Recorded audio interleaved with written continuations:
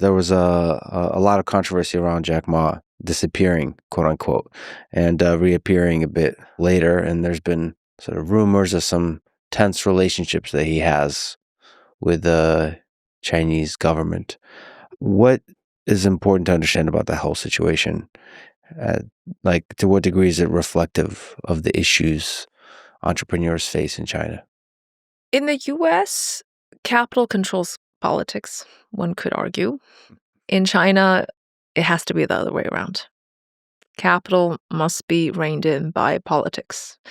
As part of the capitalist class, do not have the ambition to exceed the powers of the political class is really at the core of it, I'd say, and the biggest difference between US and China.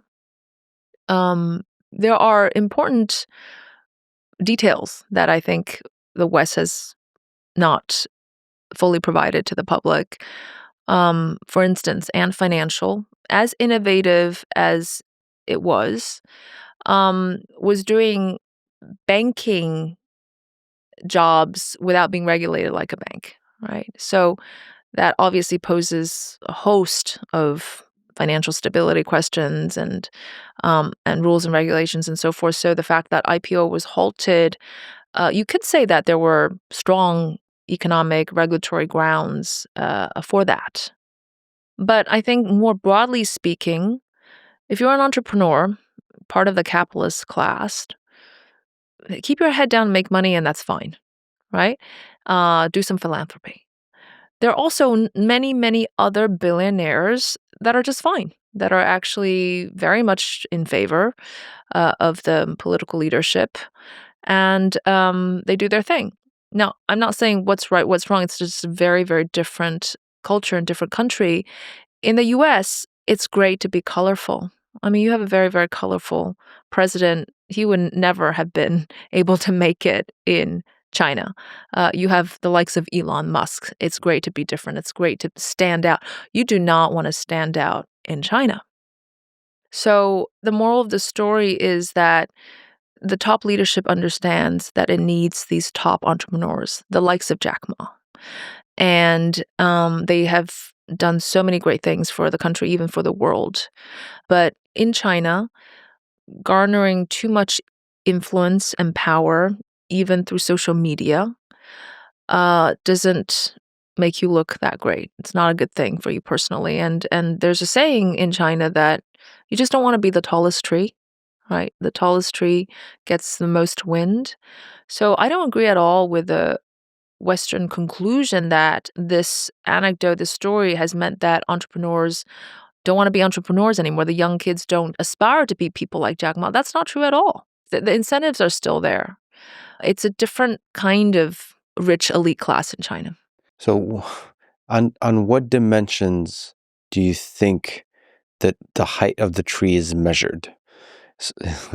Is it more about just mouthing off in public? So can you still be the richest person in China and actually not clash with the state? Absolutely. Don't be too outspoken.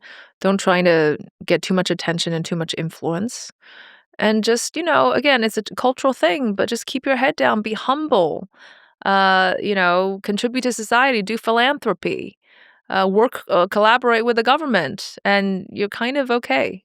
So the signal the Jack Ma situation sends to the entrepreneurs in China is not don't be an entrepreneur. It's more like Don't be too colorful. Don't be too colorful. And colorful means you can be colorful about the technical details of your technology, but don't be colorful about Xi Jinping and politics, and just stay out. Yeah, stay out of politics. But I just want to say, that said, Jack Ma was really an emblem of extreme success, right, for China, and the Chinese entrepreneurs look up to him.